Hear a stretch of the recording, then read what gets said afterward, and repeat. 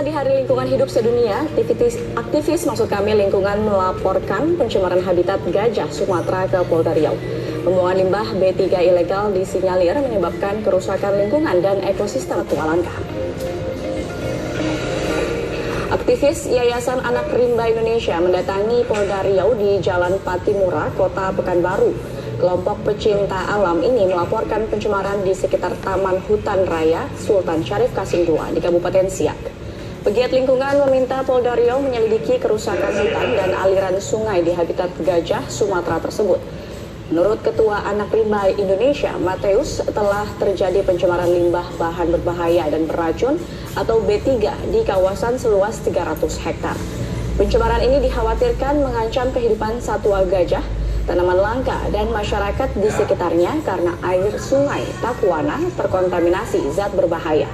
Oleh sebab itu, aktivis lingkungan mendesak Polda Riau memeriksa oknum yang mencemari hutan konservasi dan memberikan sanksi sesuai Undang-Undang Nomor 32 Tahun 2009 tentang lingkungan hidup.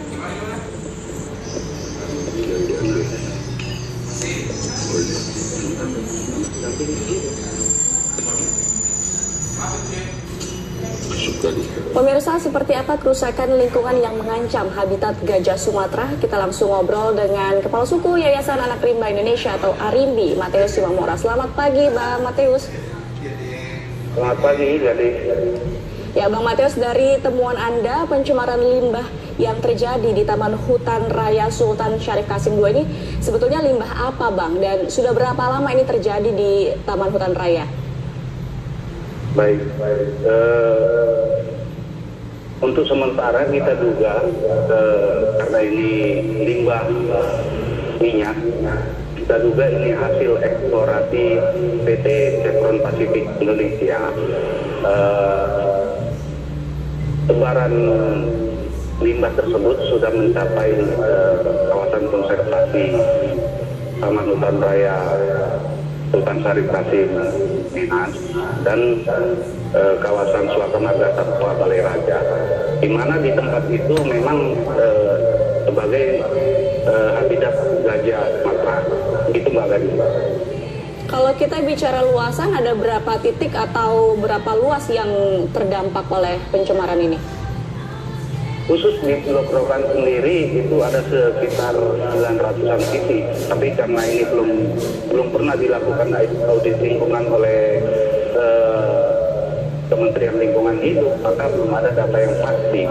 Untuk sementara informasi yang berhasil kita dapatkan dari masyarakat itu ada 900-an titik, begitu Mbak Gadis. Nah,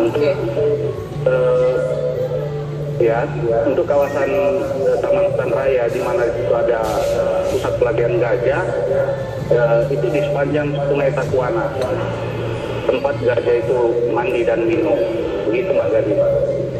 Berarti posisinya yang paling banyak adalah di sekitaran sungai ya, Bang. Lalu apakah sudah ada tindakan dari Dinas Lingkungan Hidup setempat begitu untuk menangani kasus pencemaran ini, Bang? Nah, begitulah yang kita herankan sekarang ini. Situasi ini kan tidak terjadi baru-baru ini. Ini sudah berlangsung cukup lama karena dari riset atau observasi yang kita lakukan di sepanjang Sungai Takuana itu ada lapisan-lapisan minyak bumi, kerak minyak bumi begitu. Nah, sampai saat ini belum ada upaya penegakan hukum juga tidak ada. Makanya kita menganggap pemerintah tidak peduli dengan persoalan ini. Lalu Anak Rimba Indonesia mengambil inisiatif untuk menggantikan fungsi pemerintah itu, begitu Mbak Gadis. Menggantikan fungsi pemerintah, apa yang dilakukan untuk menanggulangi kasus pencemaran ini oleh tim ARIMBI? Kita sudah melaporkan persoalan ini secara pidana karena ini terkait Undang-Undang Lingkungan Nomor 32 Tahun 2009. Sebenarnya sebelum inisiatif kita, pemerintah berkewajiban dan itu diatur di dalam undang-undang itu, begitu Pak Gadis. Baik, seharusnya langsung ada penanganan dari pemerintah sendiri untuk menangani kasus pencemaran yang terjadi di Siak ya Bang. Lalu kalau kita lihat di lapangan Bang, dari pantauan Anda bagaimana dengan populasi gajah di sana? Apakah sudah ada laporan terkait dampak secara langsung dari pencemaran ini terhadap populasi gajah yang berkeliaran di sana? Dari informasi yang kita terima di Pusat Pelatihan Gajah Minat itu tahun 2000, tepatnya bulan April mungkin, kalau tidak salah, itu ada 1 ekor gajah yang mati. Nah, memang belum ada penelitian khusus kenapa mati, tapi diduga ini karena ada semacam permasalahan pencernaan. Nah, kalau bicara soal pencernaan berarti soal makanan, kan begitu. Nah, kita juga air yang terkontaminasi di kawasan itu yang dikonsumsi gajah tersebut, begitu Mbak Gari. Oke, mungkin berarti dampaknya secara langsung adalah terhadap makanan yang dikonsumsi oleh para gajah. Kalau dari tim Arimbi sendiri, apakah ada penelitian terkait dengan jumlah populasi gajah di Taman Hutan Raya Siak ini, Bang? Sementara ini kita mendapat informasi di situ ada 17 ekor gajah. Kemudian di pelatihan gajah Sebanga itu ada sekitar 4 ekor. Nah, semuanya itu lokasinya sudah terkontaminasi minyak ini, Mbak Gadi. Iya. Bang, kalau kita sebut dari data yang disebutkan oleh mungkin Badan Konservasi Dunia ini juga menyebut 69% dari habitat gajah Sumatera ini hilang dalam 25 tahun. Sebetulnya apa sih Bang yang bisa kita lakukan untuk melindungi para gajah dan memperkecil angka kasus atau angka penurunan populasi gajah yang terjadi selama ini? Ya, memang persoalan pertama soal gajah ini kan wilayah jelajah yang sudah berkurang akibat illegal logging, perambahan hutan, dan izin-izin HGU yang dikeluarkan secara jor-joran oleh pemerintah, sehingga jelajahnya itu mengecil begitu. Nah, di samping persoalan yang sedang kita laporkan ini, bahwa habitatnya itu memang sudah tercemar begitu. Nah, untuk ke depan kita minta pemerintah ini konsisten terhadap lingkungan ini begitu Mbak Gaji.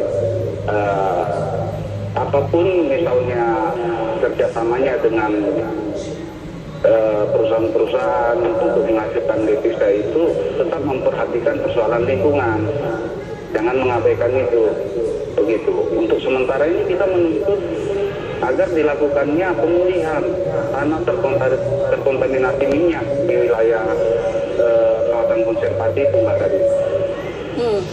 Sejauh ini Arimbi sendiri ini berkolaborasi dengan siapa saja Bang yang untuk penindakan kerusakan lingkungan khususnya yang terjadi di Taman Hutan Raya Siak?